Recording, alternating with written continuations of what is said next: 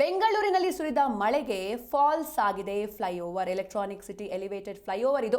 ಬೆಂಗಳೂರು ಜನರಿಗೆ mini falls ಅನುಭವವಾಗಿದೆ. Electronic ಸಿಟಿಯಿಂದ silk board ವರೆಗಿನ ಫ್ಲೈಓವರ್ ಇದು. ಗಾರ್ವೆ ಬಾವಿ ಪಾಳ್ಯದ ಬಳಿ ಫಾಲ್ಸ್ ರೀತಿ ನೀರು ಬೀಳ್ತಾ ಇದೆ. ಮಳೆಗೆ ಫ್ಲೈಓವರ್ ಮೇಲೆ ಭಾರೀ ಪ್ರಮಾಣದ ಮಳೆ ನೀರು ನಿಂತಿದೆ. ಫ್ಲೈಓವರ್ ಮೇಲಿಂದ ನೀರು ಹೊರಹೋಗೋದಕ್ಕೆ ಸೂಕ್ತವಾದಂತಹ ವ್ಯವಸ್ಥೆಯನ್ನು ಮಾಡಲಾಗಿಲ್ಲ. ಫ್ಲೈಓವರ್ ಮೇಲಿಂದ ಮಳೆ ನೀರು ಕೆಳಗೆ ಬೀಳ್ತಾ ಇದೆ.